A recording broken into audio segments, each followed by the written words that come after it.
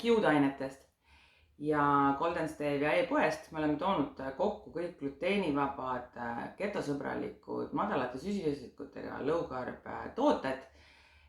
On seemned ja seemnejahud ja on olemas kiudainet, meil on terve kiudainete sektsioon.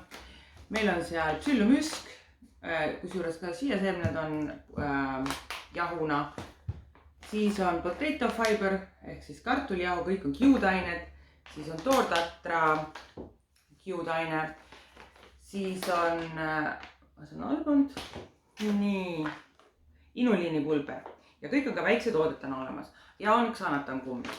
Räägin siis sellest toortatra kiudaine, nendest see läheb näiteks linaseemne leiva sisse. See ei ima nüüd näiteks väga palju vett sisse, see on nagu torusiil pigem ja see puhastab see sisikonda. Nüüd teised kiudained, tegelikult nad seovad hästi palju vedelikku ja neid kasutatakse vedeliku sidujana. Siis selleks on kartuli ja fiber huski, seda on nii powderina kui kiudainena. See on üks populaarsemaid tooteid, see on praktiliselt 99% kiudained ja osad need omanduvad, osad lähevad lihtsalt läbi ja see on India teeleht, see on täiesti naturaalne ja looduslik. Inuliin on ka prebiootikum, seda ma kasutan kusjuures küpsistes, näiteks meie mandlijahu küpsistes on seda sees ja ka Pavlovas on seda sees. Siis järjest rohkem tuleb retsepte ülesse ja kiudained on head, nad panevad ainevahetuse tööle, nad poostavad teie sisikond, seal on väga palju ka mineraale ja vitamiine sees ja näiteks siin meil on anatomkumm. Seda sa kasutad näiteks 1 gramm, näiteks Pavlovas mina kasutan seda, sest ta seob väga hästi muna. Või siis näiteks koobimaataskutes. Ja nüüd mandlijahuga on selline lugu, et minule see väga meeldib, kuna sest tegelikult tehakse martsipaani suhkruga, et tal on väga hea maitse.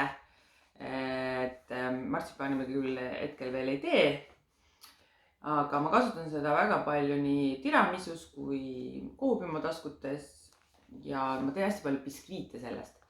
Ja kui ma nüüd soovin näiteks teinekord tükilisem biskviiti, siis ma ise jahvatan mandlijahust jääb natukene tükilisem ja ta on niisugune krõmpsuvammaste all. Et see sõltub seda, mida ma täpselt nagu vaja on teha. Ja inuliiniga on nüüd prebiootikum ja see on igatpidi oluline ka mikrokliima loomiseks sinu organismis. Siis kõige põhilisemad on meil loomulikult siin Golden Stevia magusaine, millest see kõik on saanud alguse. Meie skandaalne maltodextriiniga ja teine, mis on inuliiniga peale skandaali 3 aastat hiljem, mis meil oli ainult sildistusoli vale. Mina uskusin toote andmeid, mis toodi mulle Filipiinidelt saadeti. Ja kindel on see, et see ei tõsta veresuhkrut. Jah, siin on süsivesikuid sees, aga sa kasutad seda 1 gramm ja 1 grammist ja 1 gramm suhkrut ei tõsta su veresuhkrut. Ja 1 gramm Golden Steviat kindlasti ei tõsta mitte midagi. Ja selle me oleme nüüd kindlaks teinud mitmekümne diabeetiku, mina olen teinud ketoosi ja ma olen 100% kindel, et see ei tõsta mingit veresuhkrut. Ja tänasest ühestki tarbijast, kes on päriselt seda kasutanud, ise oma peaga mõelnud, me ei ole mitte kellelgi see veresuhkrut tõusnud. Kisevad ainult need, kes ei ole tarbijad ja kes ei ole kliendid. Ja teine variant on siin inuliiniga. Ja see on nüüd prebiootikum ja kuigi ta ütleme niimoodi, et sa kasutad jälle ainult 1 gramm, nii et sa tegelikult sa ei saa ju nii palju seda prebiootikumit tegelikult sisse, sellepärast meil on ka inuliin eraldi müügis. Inuliin on väga hea siduv kiudaine ka jahudes, nii et kindlasti tasub seda proovida. Erinevad retseptid tulevad iga päev järjest rohkem üles goldenstevia.ee retseptid.